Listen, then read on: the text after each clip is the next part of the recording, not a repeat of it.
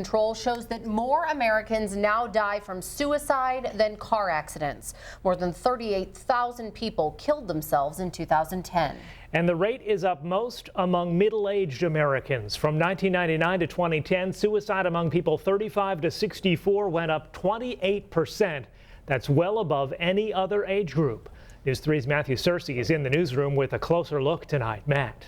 Eden, although suicide is still prominent among teens and senior citizens, crisis management officials say this report puts a lot of clouds around today, a little bit of rain. Most of us didn't see very much in the rain gauge. Totals were very light. And union leaders are laying out an alternative to the House plan passed last week. The Senate proposal includes 3 choices for state workers: keep their cost of living allowances but contribute 2% more into their pensions, keep the cost of living increases but lose health care benefits, or accept lower cost of living increases with an option to enroll in a separate 401k style plan. Senate President John Cullerton says the plan saves the state less. I'm kidnapped and I've been missing for 10 years and I'm here. There's no word yet on charges against the man arrested. Look for continuing coverage of this story later tonight on ABC's Nightline, coming up at 11:35 right here on Channel 3. An El Dorado teen killed in a car crash will be remembered tomorrow at his school. Visitation for Joel Bold starts at noon in the Duff Kingston Gymnasium at El Dorado High School. His funeral will follow at 4 p.m. Students will be dismissed early so they can attend if they wish. The 17-year-old was a senior at El Dorado and played football and basketball. Bolds was killed Saturday morning when his car crashed along Route 40. When the health inspector determines a restaurant's problems pose a threat to the safety of customers, they have the authority to shut a kitchen down. We don't see that very often, but that's what happened to this week's low scorer.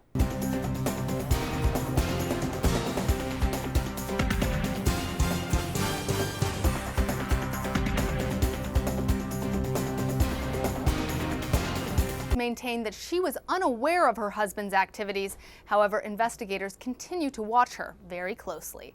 Lana Zach, ABC News, New York. State budget cuts are forcing a Perry County school to combine classes. Tamaroa Grade School will put its 1st, 2nd, and 3rd grade students into one classroom next school year.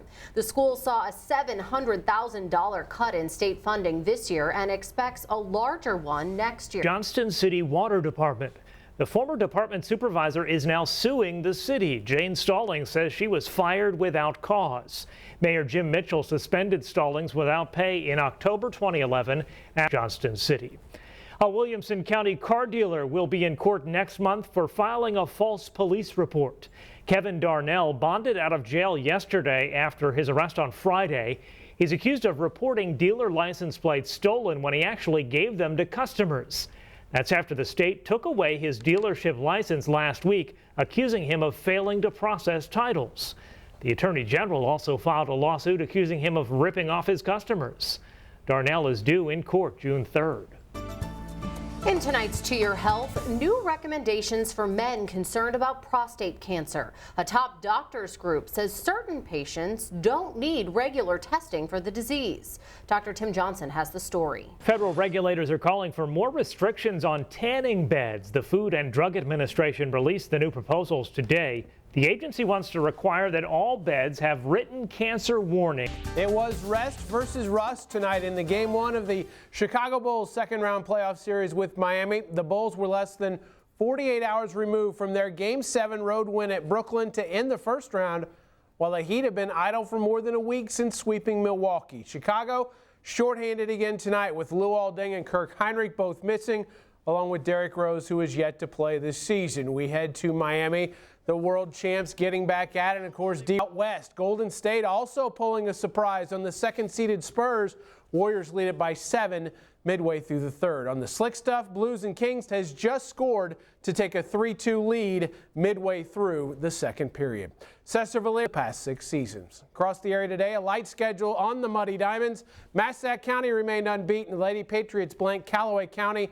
It was Pinckneyville, an 11-1 winner over Goreville in 5 innings. Chicago Cubs pitcher Matt Garza made his 3rd rehab start today in Iowa. Garza threw 54 pitches. He'll likely be activated after 2 more rehab appearances. It was Makeup Monday on the field for Chicago teams. For the Rangers, your final tonight was 9-2. The White Sox, meanwhile, were in Kansas City trying to avoid a 3-game sweep by the Royals. This did not help in the bottom of the first, but win it. Your final was 2-1 in 11 innings. Okay, cross for some sunshine. Stay Maybe optimistic. Wednesday during the day. And warmer later in the week. All right, thank you, Jim.